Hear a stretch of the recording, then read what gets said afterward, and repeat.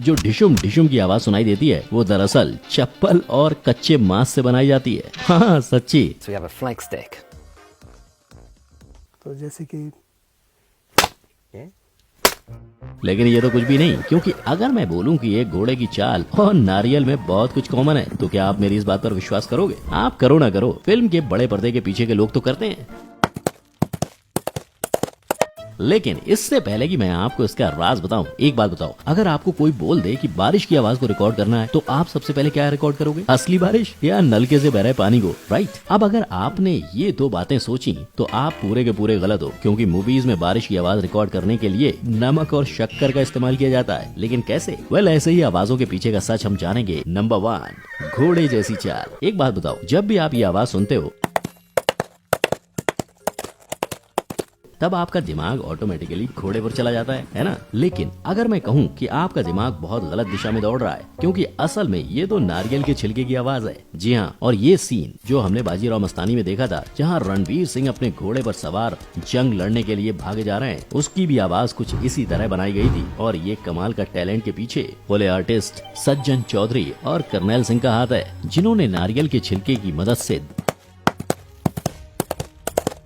इस दमदार सीन को और दमदार बना दिया। लेकिन सिर्फ नारियल से काम नहीं ना बन पाएगा, क्योंकि जैसा कि आप देख सकते हो, वो घोड़ा कोई कंक्रीट के सड़क पर तो टहल नहीं रहा है, बल्कि वो तो जंग के मैदान पे दौड़ता हुआ दिखाई दे रहा है। इसलिए इस आवाज की हूबहू नकल करने के लिए इन्होंने बड़ी चालाकी से मिट्टी पर पड़ रहे घोड़े के कदम की नकल नमक से की थी। मड होना चाहिए यहाँ पर, तो हम लोग मड का फील देने के लिए सॉल्ट का इस्तेमाल करते हैं।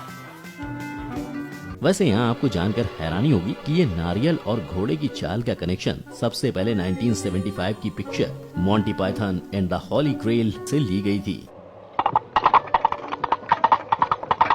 जिसका इस्तेमाल आज भी किया जाता है। पर मुझे बताएं, आपके दिमाग में क्या सवाल आ रहा होगा कि ये फोले आर्टिस्ट क्या होते हैं? हाँ, तो ये फोले आर्टिस्ट वो लोग होते हैं जो फिल्म में चल रहे सीन के पीछे सारे एक्स्ट्रा आवाज, जैसे कोई ताली बजा रहा है या जोर से सांस ले रहा है या जानवर की आवाज, ऐसी आवाजों को और भी अच्छी तरह से बताने के लिए अपने आजू बाजू से मिलने वाली वेस्ट चीजों से रियलिस्टिक आवाज बनाते हैं।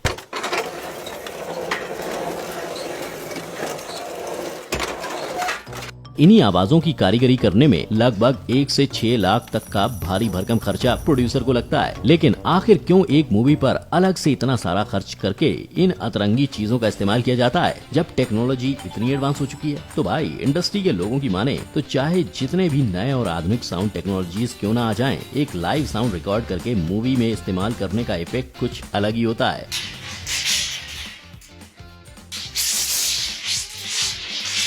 जो कोई भी आर्टिफिशियली मेड साउंड से नहीं हासिल हो सकता है। और आप मानोगे नहीं, ये जो टेक्निक की हम बात कर रहे हैं वो दरअसल 1920s से चली आ रही है, जिसको शुरू करने का श्रेय जाता है जैक फोले को, जिन्होंने इसकी शुरुआत की थी साइलेंट एरा के जमाने में, जब मूवीज में कोई डायलॉग नहीं हुआ करते थे। पूरी मूवी सिर्फ एक्टिंग, इमोशंस और साउंड इफेक्ट्स पे ही चलती थी। जैसे कि चार्ली चैपलिन की कोई भी मूवी देख लो, और वो अपने आजू बाजू की चीजों से मूवीज में ये रियलिटी के इफेक्ट्स लाते थे। इनका इम्पैक्ट इतना ज्यादा था कि आज इन्हीं आर्टिस्ट को फोले आर्टिस्ट भी बुलाया जाता है।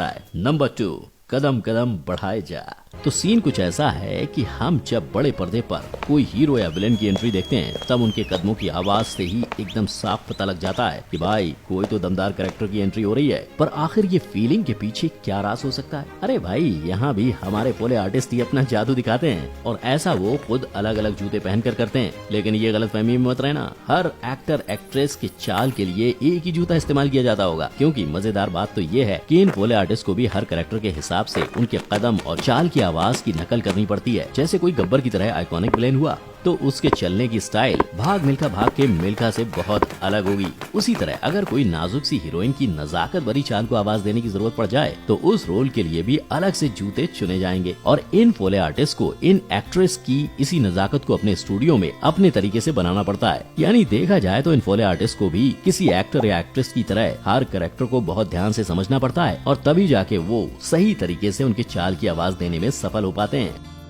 नंबर 3, बरसों रे मेघा मेघा। ये कोजी और कंफर्ट वाली फीलिंग बस बड़े पर्दे पर दिखती है, क्योंकि पर्दे के पीछे की कहानी तो बहुत ही अलग है। क्योंकि आप मानोगे नहीं, हम फिल्मों में जिस बारिश के सीन को देख के और उसकी हल्की हल्की आवाज को सुन के इतने बह जाते हैं, उसे रिकॉर्ड करने के लिए कोई बारिश में खड़ा नहीं हो जाता, बल्कि जैसे कि मैंने कुछ देर पहले कहा था, फोले आर्टिस्ट बारिश की आवाज हूबहू निकालने के लिए नमक और शक्कर का इस्तेमाल करते हैं।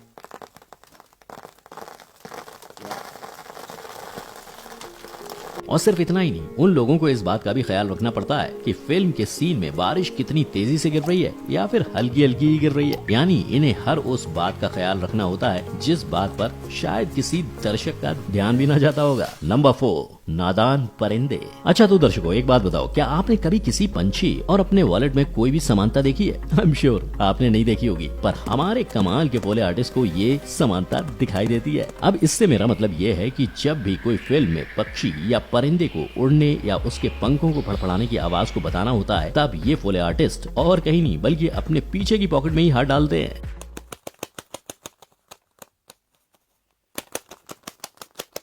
वैसे आप तो जानते ही होंगे कि बॉलीवुड और पक्षियों का अपना अलग ही कनेक्शन है, क्योंकि लगभग हर बॉलीवुड फिल्म में एक आधा पक्षियों का सीन तो जरूर होता ही है। लेकिन अब एक पक्षी के पंखों के लिए वॉलेट तो चल जाएगा, पर तब क्या जब सीन में ढेर सारे पक्षी एक साथ उड़ते हुए दिखाई देंगे? फिकर नॉट, क्योंकि पोले आर्टिस्ट के पास हर सवाल का सॉल्यूशन है। क्योंकि पक्षियों के झुंड के लिए ये लोग अक्सर हाथ में पहने जाने वाले ग्लव्स का इस्तेमाल करते हैं। यानी एक मामूली से पक्षी की आवाज की नकल करने के लिए इन पोले आर्टिस्ट को बहुत सी बातों का ध्यान रखना पड़ता है। Number 5, action packed scene. वैसे आपने भी रोहित शेट्टी की फिल्मों में एक्शन सीन्स तो देखे ही होंगे। आपको ये जान के हैरानी होगी कि ये सीन में जो हड्डियों के तोड़ने मरोड़ने की आवाज आती है ना, वो दरअसल सब्जियों से निकाली जाती है।